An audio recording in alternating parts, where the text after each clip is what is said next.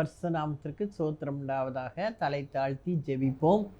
எங்களை நேசிக்கிற எங்கள் அன்பின் தகப்பனே, இந்த வேலைக்காக நாங்கள் நன்றியோடு உம்மை துதிக்கிறோம் அப்பா. சோத்தரிக்கிறோம் கர்த்தாவே. பேசுகிறவர்கள் நீங்கள் அல்ல, பிதாவின் ஆவியானவரே உங்களிலிருந்து பேசுகிறார் என்று சொல்லியிருக்கிறீர். நீர் பேசும் அப்பா. அடியாளை மறைத்து நீர் வெளிப்படும். தொடக்கம் முதல் முடிவு வரை உம்முடைய பிரசன்னம், உம்முடைய கிருபை எங்கள் ஒவ்வொருவரையும் தாங்கட்டும் அப்பா. இந்த செய்தியை கேட்கிற ஒவ்வொருவரையும் நீர் உயிர்ப்பித்தருளும் கர்த்தாவே. இயேசுவின் இன்ப நாமத்தில் கெஞ்சி மன்றாடுகிறேன் பரம தகப்பனே, ஆமென்.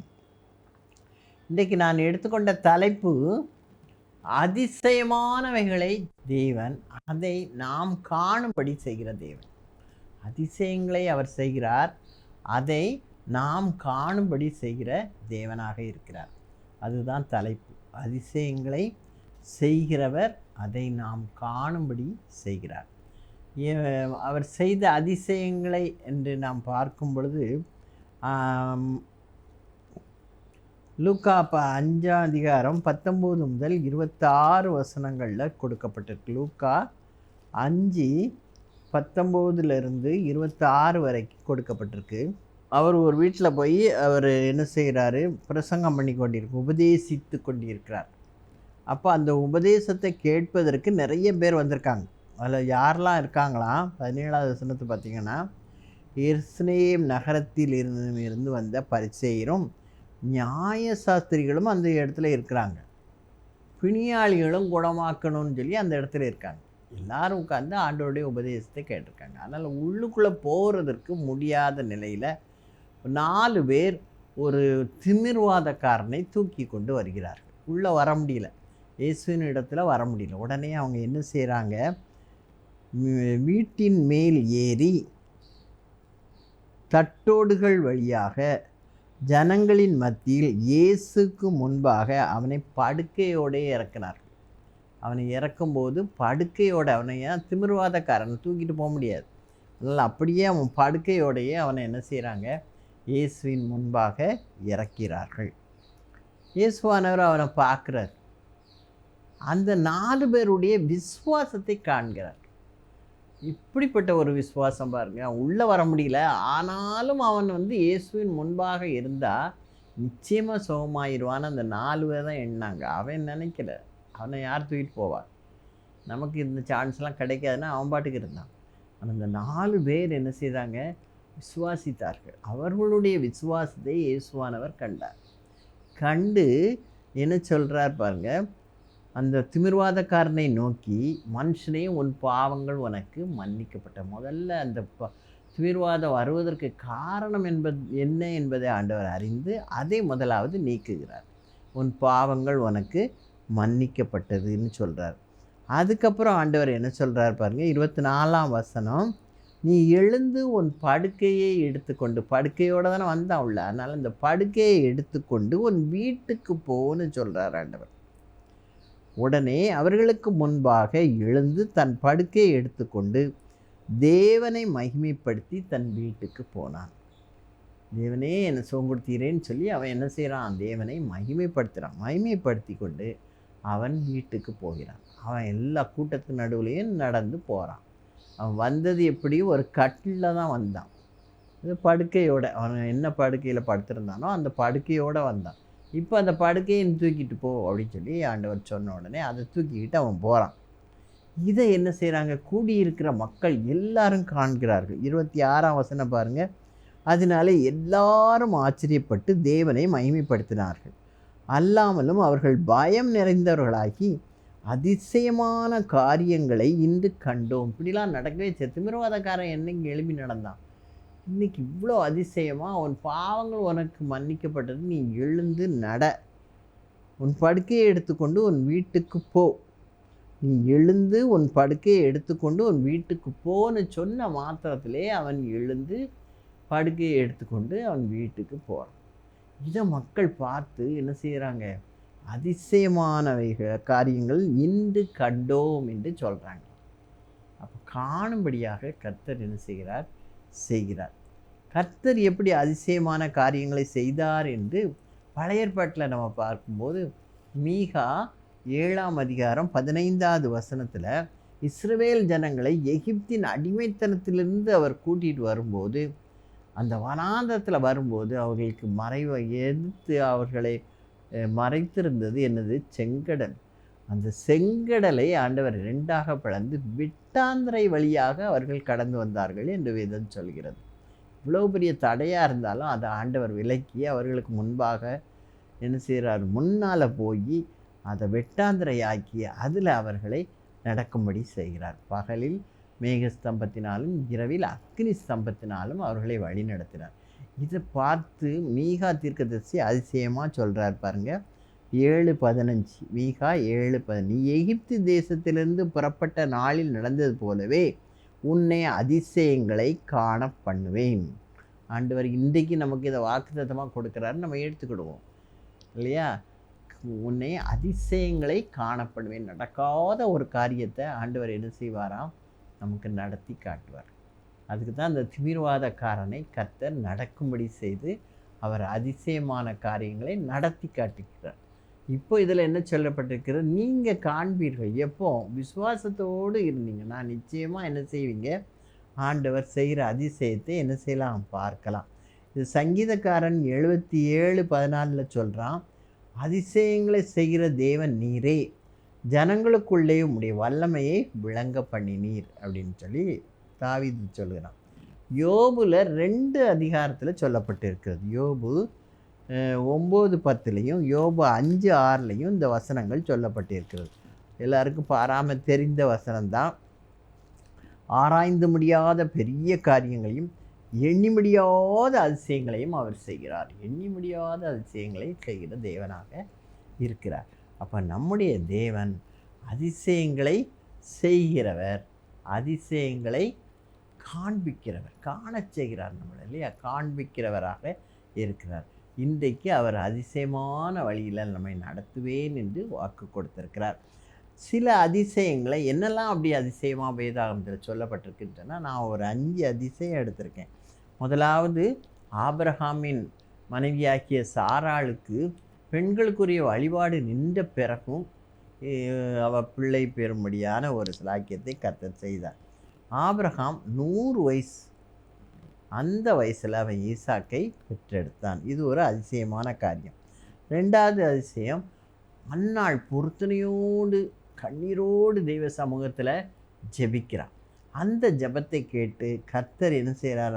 அவளுக்கு அவள் பொருத்தனையின்படி அவளுக்கு ஒரு அழகான ஒரு ஆண் பிள்ளையை கொடுத்தார். சாமுவேல் என்று அவனுக்கு பெயரிட்டான். கர்த்தரிடத்தில் கேட்டு பெற்றுக்கொண்டேன் என்று சொல்லி அவனுக்கு சாமுவேல் என்று பெயரிடுறான். அதுக்கப்புறம் அவள் என்ன செய்கிறாள்? பொருத்தனையை நிறைவேற்றுகிறாள். தெய்வ சமூகத்தில் அந்த பொருத்தனையை நிறைவேற்றி அவனை ஏலியின் சார்பில் அவன் பிள்ளையை வளர்க்க, குழந்தையாகத்தான் இருக்கிறான்னு வேதம் சொல்கிறது.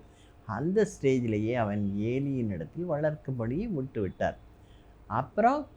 அதுக்கப்புறம் கர்த்தர் அன்னாளை கடாட்சித்தார். எப்படியா? 3 குமாரரையும் 2 குமார்த்திகளையும் கர்த்தர் கொடுத்தார்.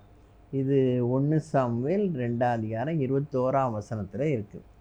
3 குமாரரையும் 2 குமார்த்திகளையும் கொடுத்து அவளை என்ன செய்கிறார்? ஆசீர்வதிக்கிறார். அப்புறம் பார்த்திங்கன்னா புதிய ஏற்பாடில் லூக்கா 1:13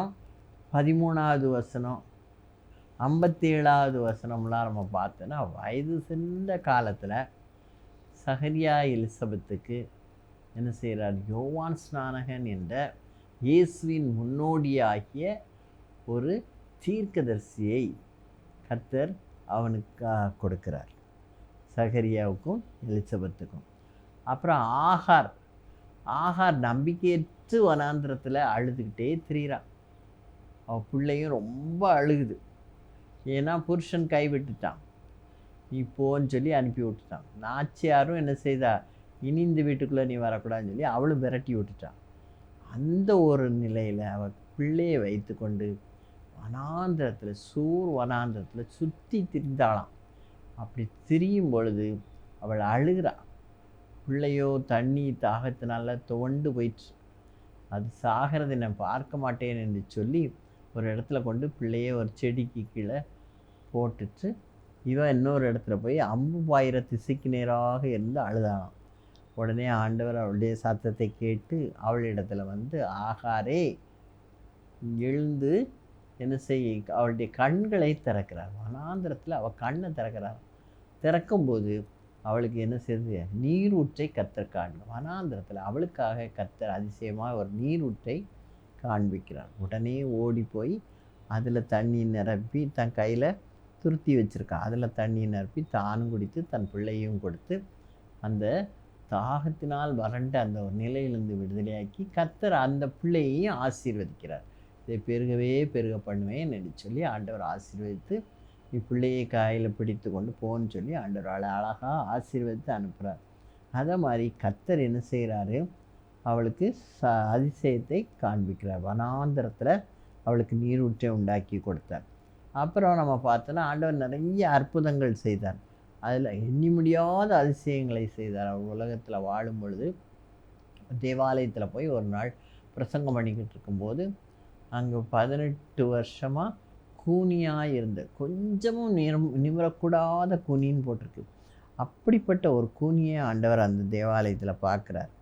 பாட்டு, ஸ்திரீயே உன் பலவீனத்தில் நின்று விடுதலையாக்கப்பட்டாயின்னு சொல்லி ஆண்டவர் சொல்லி அவளை தொட்டு அவளை சுகப்படுத்துகிறார். உடனே அவள் என்ன செய்கிறார், நிமிர்ந்து கர்த்தரை துதித்தாள் என்று சொல்லப்பட்டிருக்கிறது. தேவனை மகிமைப்படுத்தினார். இது லூக்கா 13ஆம் அதிகாரத்தில் 11 வரைக்கும் நம்ம பார்க்கும்போது இந்த சம்பவம் கொடுக்கப்பட்டிருக்கு. லூக்கா 11, 13, 11 இருக்குது. அவள் எவ்வளவும் நிமிரக்கூடாத குனியாக இருந்தாள். அப்புறம் 13ஆம் வசனம் பார்த்திங்கன்னா, அவள் மேல் தமது கைகளை வைத்தார், உடனே அவள் நிமிர்ந்து தேவனை மகிமைப்படுத்தினாள். அப்படி ஆண்டவர் என்ன செய்கிறாரு, அவளை விடுதலையாக்குறார். அதை மாதிரி அதை பார்த்துக்கிட்டு இருந்த மற்ற மக்களையும் ஆண்டவர் விடுதலையாக்குறார். ஏன்னா அவங்க அந்த பாரம்பரியத்தையே பார்த்துருக்க. ஓய்வு நாள் மக்களுக்காக தான் உண்டாக்கப்பட்டது. மக்கள் ஓய்வு நாளில் இதை செய்யக்கூடாது அதை செய்யக்கூடாது. அப்போ ஆண்டவர் அழகாக அவர்களுக்கு விளக்குகிறார். நீங்கள் வச்சிருக்க ஒரு எருதாவது கழுதையாவது தொழுவத்திலிருந்து அவிழ்த்து கொண்டு போய் அதற்கு தண்ணீர் காட்டுகிறது இல்லையா, அதை மாதிரி தான் இந்த பெண் 18 வருஷமாக சாத்தானின் பலவீனப்படுத்துகிற அந்த கட்டிலிருந்து நான் அந்த கட்டை அவிழ்த்து அவளை விடுதலையாக்கினேன். அவள் என்ன போய் என்ன செய்யலாம், நல்லா சாப்பிட்டு நல்லா இருக்கலாம் அப்படின்ற மாதிரி ஆண்டவர் சொல்லும்போது தான் அவங்களுக்கு வெக்கமாக போச்சு. அதை கேட்டோன்னு பாருங்கள், அந்த வசனத்தை பார்த்திங்கன்னா சிரிப்பாக இருக்கும். 17ஆம் வசனம், அவர் அப்படி சொன்னபோது அவரை விரோதித்திருந்த அனைவரும் வெட்கப்பட்டார்கள். ஜனங்கள் எல்லாரும் அவரால் செய்யப்பட்ட சகல மகிமையான செய்கைகளை குறித்தும் சந்தோஷப்பட்டார். அப்போ கர்த்தர் இந்த மாதிரி அதிசயமான காரியங்களை என்ன செய்தார், இந்த காலத்தில் அவர் வாழும்பொழுது செய்தார். அதே காரியங்களை நம்மையும் செய்வதற்கு கர்த்தர் கிருபை செய்கிறார். அப்புறம் கர்த்தரின் அதிசயங்களை எதிலெல்லாம் நம்ம காணலாம், நம்மளும் வேதத்தை வாசிக்கும்போது ஆண்டவருடைய அதிசயமான காரியங்களை நாம் காணலாம். எதில் காணலாம்னா, முதலாவது சங்கீதம் 130, நம்மை சிருஷ்டித்தது எப்படி அப்படின்னு நம்ம பார்த்தோன்னா அந்த வசனம் ரொம்ப நல்லா இருக்கும். நான் பிரமிக்கத்தக்க அதிசயமாய் உண்டாக்கப்பட்டபடியால் உம்மை துதிப்பேன், உமது கிரியைகள் அதிசயமானவைகள், அது என் ஆத்மாவுக்கு நன்றாய் தெரியும். 16ஆவது வசனம், என் கருவை உம்முடைய கண்கள் கண்டது, என் அவயவங்களில் ஒன்றாகிலும் இல்லாத போதே அவைகள் அனைத்தும் அவைகள் உருவேற்படும் நாட்களும் உமது புஸ்தகத்தில் எழுதியிருக்கிறது. ஆண்டவர் எப்படி நம்மளை உருவாக்கி இருக்கிறார் அப்படின்னு சொல்லி நம்ம பார்த்தோம்னா, நமக்கு அழகாக கண், மூக்கு, வாய், காதுன்னு சொல்லி நம்ம முகத்தை அப்படி உண்டாக்கியிருக்கார், நம்ம கைகளை உண்டாக்கியிருக்கிறார், கால்களை உண்டாக்கிறார். அப்படி பிரமிக்கத்தக்க விதமாக இன்னர் ஆர்கன்ஸ் எல்லாம் நம்ம யோசித்து பார்த்தோன்னா அவைகள் எல்லாமே ஒரு அதிசயமாக தான் இருக்கும். அவைகள் செயல்படும் விதத்தை நம்ம கேட்டோம்னா, எப்படி நம்ம சாப்பிட்றது நல்ல சாலிடாக சாப்பிட்றோம், ஆனால் அது என்னதாக மாறுது, அந்த ஆகாரம் நமக்கு ரத்தமாக மாறுது. அப்போ அது என்ன ஒரு கெமிக்கல் ரியாக்ஷன் நடக்கணும், அதுக்கு நம்ம உடம்புல என்னெல்லாம் இருக்குது, என்சைம்கள் இருக்குது, ஹார்மோன்கள் இருக்குது, அது இப்படி நிறைய காரியங்களை கர்த்தர் நமக்கு உண்டாக்கி நம்மை பிரமிக்கத்தக்க வகையில் ஆண்டவர் என்ன செய்திருக்கிறார், சிருஷ்டித்திருக்கிறார். அதுதான் கர்த்தருடைய படைப்பின். அதே மாதிரி ஆண்டவர் உண்டாக்கும்போது, உலகத்தை உண்டாக்கும்போது ஒரே வார்த்தையில் என்னெல்லாம் தேவையோ நமக்கு அது எல்லாத்தையும் ஆண்டவர் என்ன செய்திருக்கிறார், உண்டாக்கி இருக்கிறார். அதே மாதிரி கர்த்தர் இன்னொரு அதிசயம் செய்கிறார். உடன்படிக்கை, மோசேயோடு உடன்படிக்கை பண்ணார். அந்த உடன்படிக்கையிலே அதிசயம் காணப்படுகிறதாம். எப்படி இஸ்ரவேல் ஜனங்கள் எகிப்தின் வனாந்திரத்தின் வழியாக அந்த சிவந்த சமுத்திரத்தை வெட்டாந்திரையாக்கி அதன் வழியாக அவர்கள் கடந்து வந்து அவர்கள் வனாந்திரத்திலே அவங்க கூடாரங்களை போட்டு ஆண்டவருக்கு அங்கே அவங்க ஆண்டவரை வணங்குவதற்கு அவங்க வந்து அந்த அந்த ஆசரிப்பு கூடாரங்களையெல்லாம் அமைத்து அவங்க இருக்கும்போது அவங்க வந்து ஆண்டவரை பின்பற்றி வரணும் இல்லையா? அதனால் அவங்க என்ன செய்யலை, 10 கற்பனைகளை ஆண்டவர் சீனாய் மலையில் மோசேக்கு கொடுக்குறார். இஸ்ரவேல் ஜனங்கள் என்ன செய்யணும், என்னையன்றி உங்களுக்கு வேறே தேவர்கள் வேண்டாம் என்று சொல்லியிருக்கார். ஆனால் அந்த மக்கள் என்ன செய்யலை, கேட்கல. அவங்க என்ன செய்கிறாங்க, மோசேயை காணும்னு சொல்லி மோசே ஆண்டவரோடு இருந்து அந்த கற்பனைகளை வாங்கிட்டு வர்றதுக்கு கொஞ்சம் நாள் எடுத்துட்டு உடனே இவங்க என்ன செஞ்சாங்க, பொண்ணு கன்றுக்குட்டி செய்து அதே தங்களுடைய தேவனாக அவர்கள் நினைத்து அதுக்கு விழாலாம் கொண்டாட ஆரம்பிச்சிட்டாங்க. உடனே ஆண்டவர் என்ன சொல்கிறாரு, நீ மோசே நீ போ, அங்கே பெரிய கொண்டாட்டம் நடக்குது, போய் பாருன்னு சொல்லி ஆண்டவர் மோசேயை சீனாய் மலையிலேருந்து அனுப்பிட்டார். அவன் வந்து பார்க்கும்போது அவனால் அதை தாங்க முடியல. இன்னும் இந்த மக்களை எவ்வளோ அழகாக நேர்த்தியாய் சாப்பாடு கொடுத்து வேண்டியதெல்லாம் கொடுத்து ஒரு வியாதியும் வராதபடி கர்த்தர் காத்து பத்திரமா நடத்திட்டு வர்றாரே, இந்த மக்கள் இப்படி பண்ணுறாங்களேன்னு சொல்லி கோபப்பட்டு தன் கையில் இருந்த அந்த 10 கற்பனைகள் ஆண்டவரே எழுதி கொடுத்த அந்த பலகையை என்ன செஞ்சான், கற்பலகையை தூக்கி போட்டு உடச்சிட்டான். அவ்வளோ கோபம் வந்துருச்சு அவனுக்கு. இப்படி ஒரு உணர்வற்ற மக்களாக இருக்கிறார்களே. ஆனாலும் ஆண்டவர் என்ன செய்கிறாரு, மோசேயை பார்த்து என் ஜனம் உணர்வற்றது வணங்கா களத்துள்ள மக்கள் தான், என்ன செய்கிறது, மன்னிப்போம் மறப்போம்னு சொல்லி ஆண்டவர் என்ன செய்கிறாரு, மறுபடியும் அவன் மோசேயை கூப்பிட்டு இன்னொரு உடன்படிக்கை இன்னொரு இது எழுதித்தாரேன்னு சொல்லி அவனுக்கு திரும்பவும் அவனை அழைத்து திரும்பவும் அந்த கற்பலகையில் ஆண்டவர் 10 கற்பனைகளை எழுதி அவனோடு ஒரு உடன்படிக்கை பண்ணினார். அதுதான் உடன்படிக்கையின் அதிசயம்.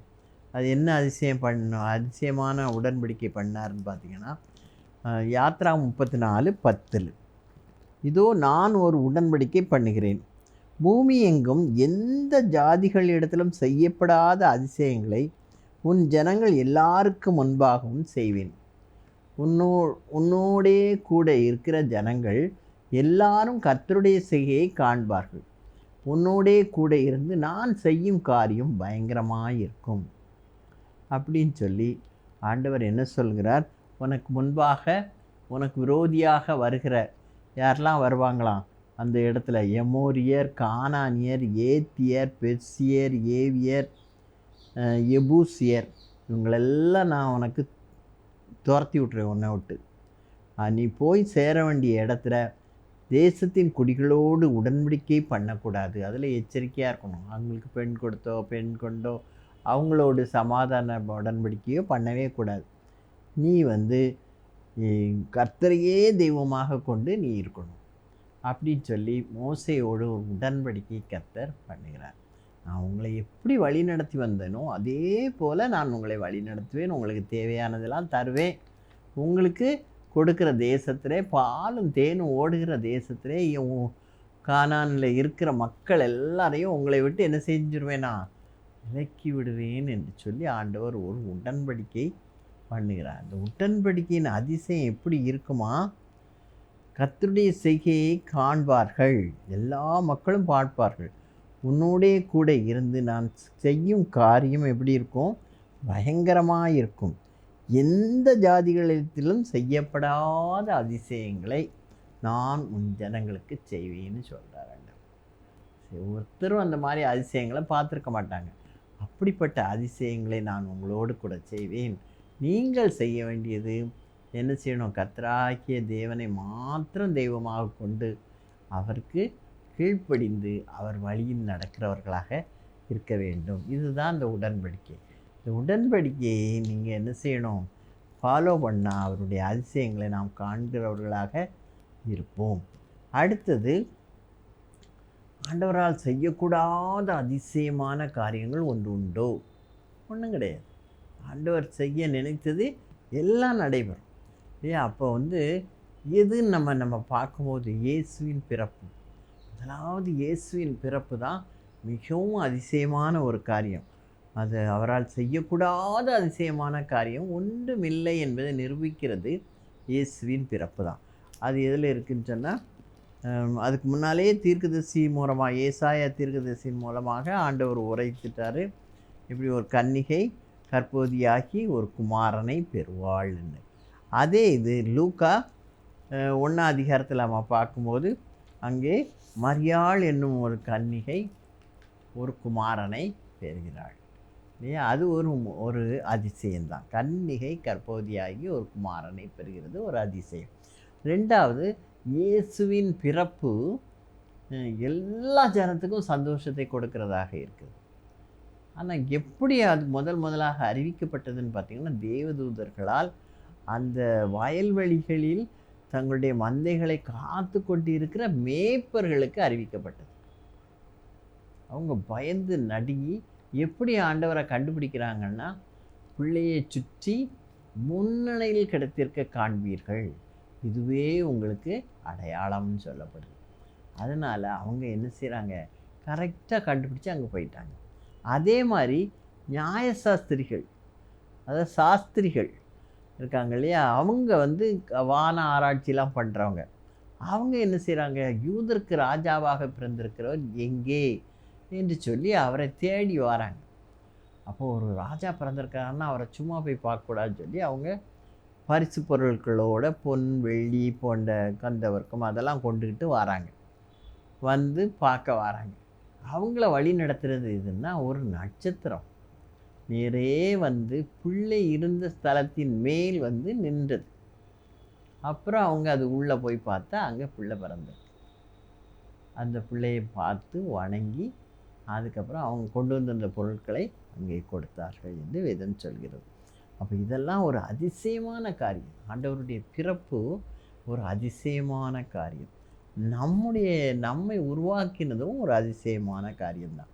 அடுத்தது 4வது என்னென்னா, கர்த்தரின் கிரியைகள் ஆழத்திலே அவருடைய அதிசயங்களையும் நாம் காணலாம். அது சங்கீதம் 107:24 சொல்லப்பட்டிருக்கிறது. கர்த்தரின் கிரியைகளையும் ஆழத்திலே அவருடைய அதிசயங்களையும் காண்பீர்கள் என்று சொல்லப்பட்டிருக்கு. 107:24. அவர்கள் கர்த்தருடைய கிரியைகளையும் ஆழத்திலே அவருடைய அதிசயங்களையும் கண்டார்கள்.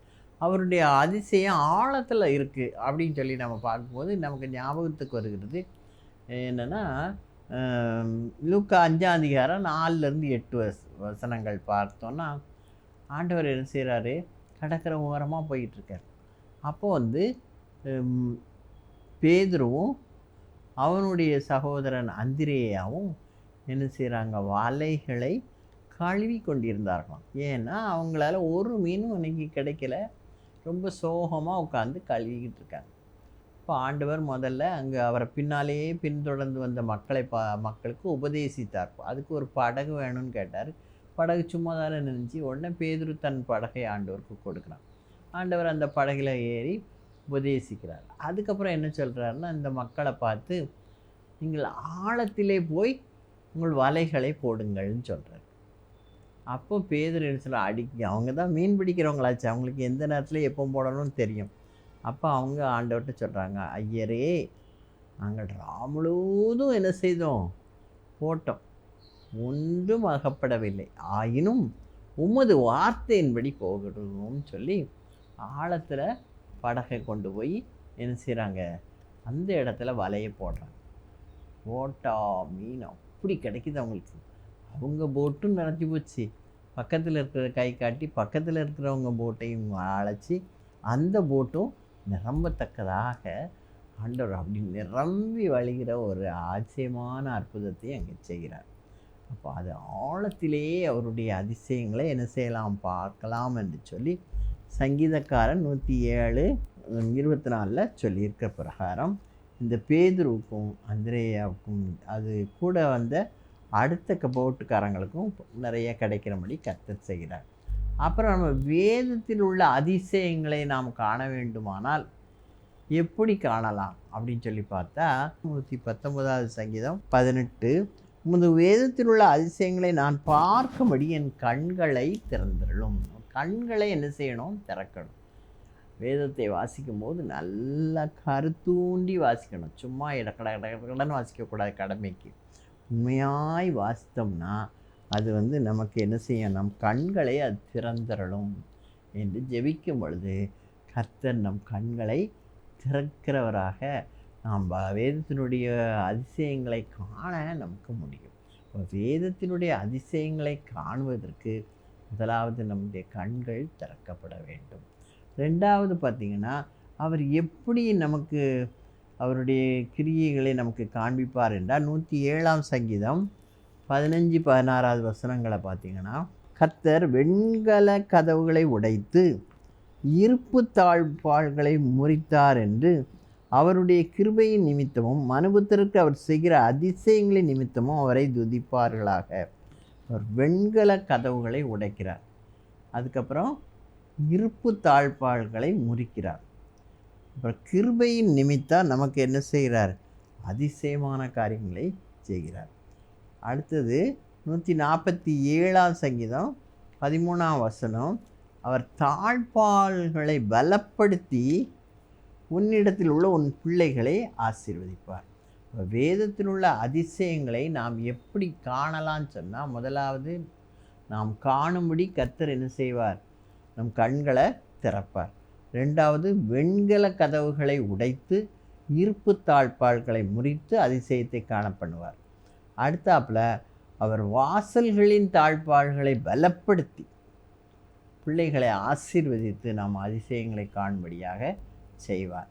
இன்றைக்கு நாம் பார்த்தது முதல்ல நம்முடைய தேவன் அதிசயங்களை காணப்படுகிற தேவன். அதுக்கு தான் நான் என்ன எக்ஸாம்பிள் சொன்னேன். திமிர்வாதக்காரன் உயிரோடு எழுப்பினது தான், நன்றாக எழும்பி நடக்க கர்த்தர் கிருபை தந்தது தான். அந்த இன்றைக்கு நாங்கள் இந்த அதிசயங்களை காணப்படின தேவனை மகிமைப்படுத்துகிறாங்க. அடுத்தப்போ அதிசயங்களை செய்கிற தேவன், அவர் எல்லா விதமான அதிசயங்களையும் செய்கிறவராக இருக்கிறார். கர்த்தர் செய்த சில அதிசயங்களை மட்டும் நம்ம பார்க்கணுன்னா, ஆபிரகாமுக்கும் சாராளுக்கும் வயதான காலத்தில் பெண்களுக்குரிய அந்த வழிபாடு நின்ன காலத்திலையும் அவளுக்கு பலன் கொடுத்து, ஆபிரகாமுடைய 100வது வயதில் அவங்க 2 பேருக்கும் ஈசாக் என்ற ஒரு குமாரனை கொடுத்தார்.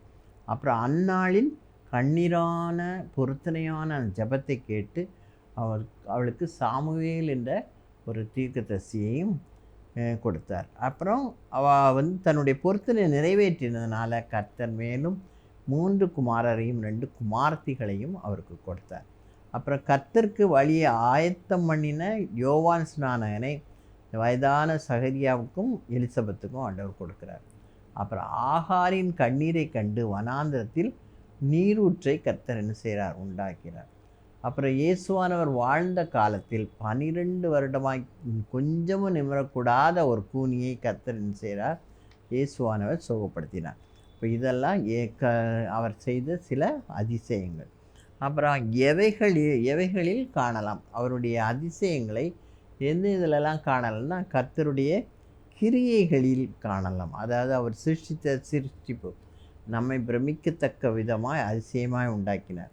ரெண்டாவது, உடன்படிக்கை பண்ணி அதிசயத்தை ஆண்டவர் என்ன செய்கிறார்? நிறைவேற்றுகிறார். அப்போ அதாவது கற்பனையை 2 தடவை ஆண்டவர் கொடுத்து அவர்களுக்கு அந்த தம்முடைய அதிசயத்தை நிறைவேற்றுகிறார். அப்புறம் தேவனால் செய்யக்கூடாத காரியம் ஒன்றுமில்லை என்பதை நிரூபிப்பது இயேசுவின் பிறப்பு. அப்புறம் பார்த்திங்கன்னா, ஆழத்தில் அவருடைய அதிசயங்களை காணலான்னு சொன்னால், அதுக்கு தான் அந்த மீன் கிடைக்கிறது, நிறைவான மீன் கிடைக்கும்படி கர்த்தர் கிருபை செய்தார். அப்புறம் வேதத்தில் உள்ள அதிசயங்களை காண நாம் என்ன செய்ய வேண்டும் என்று பார்த்தா, முதலாவது ஜெபிக்கணும். வேதத்தினுடைய அதிசயங்களை காணும்படி என் கண்களை திறந்துடணும்னு சொல்லி ஜெபிக்கும் போது கர்த்தர் நம்முடைய கண்களை திறந்து அதிசயங்களை காண செய்வார். அப்புறம் நம்முடைய தாழ்பாள்களை உடைத்து வெண்கல கதவுகளை முறித்து கர்த்தர் என்ன செய்கிறார்? அதிசயங்களை காண செய்கிறார். தாழ்பாள்களை பலப்படுத்தி நம்முடைய பிள்ளைகளை கர்த்தர் ஆசீர்வதித்து நமக்கு அதிசயங்களை காணப்படுகிறார். தேவன் தாமே இந்த வார்த்தைகளை ஆசீர்வதிப்பாராக. தலை தாழ்த்தி ஜெபிப்போம். எங்களை நேசிக்கிற எங்கள் அன்பின் தகப்பனே, இந்த வேலைக்காக நாங்கள் நன்றியோடு உம்மை துதிக்கிறோம் அப்பா. அதிசயங்களை காண பண்ணுவேன், அதிசயங்களை செய்வேன் என்று சொன்ன தேவன் இம்மட்டும் எங்களுக்கு அதிசயமான காரியங்களை செய்து எங்கள் வாழ்க்கையிலே நீர் எங்களை ஒரு உன்னத நிலைக்கு நீர் கொண்டு வருகிறீரப்பா.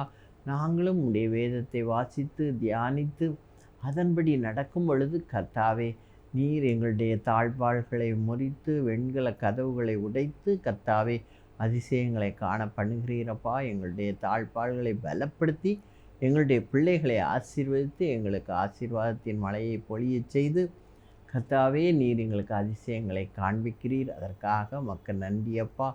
இம்மட்டும் நீர் எங்களுக்கு பாராட்டின உடைய கிருபைக்காக நாங்கள் நன்றி செலுத்துகிறோம். ஆண்டவரே, இந்த செய்தியை கேட்ட ஒவ்வொருவரையும் நீர் பலப்படுத்தீர்களும் கர்த்தாவே. கர்த்தர் இந்த நாளில் நமக்கு என்ன அதிசயமான காரியங்களை செய்வார் என்று சொல்லி அவளோடு காத்திருக்கிற மக்களுக்கு நீர் அவர்கள் விரும்புகிற அதிசயத்தை செய்து அவர்களை வழி நடத்தும் அப்பா. ஆண்டவரே, இந்த கிராஸ் டிவிக்காக ஜெபிக்கிறேன். அதை நீர் இம்மட்டும் ஆசீர்வதித்திருக்கிறீர். தொடர்ந்து வழி நடத்தும். இயேசுவின் இன்ப நாமத்தில் கெஞ்சி மன்றாடுகிறேன் பரம தகப்பனே, ஆமீன். இதுவரைக்கும் அதிசயங்களை காண செய்வேன், அதிசயங்களை செய்வேன் என்ற தலைப்பில் நாம் தியானித்தோம். தேவன் தாமே நம் ஒவ்வொருவரையும் ஆசீர்வதிப்பாராக. God bless you all.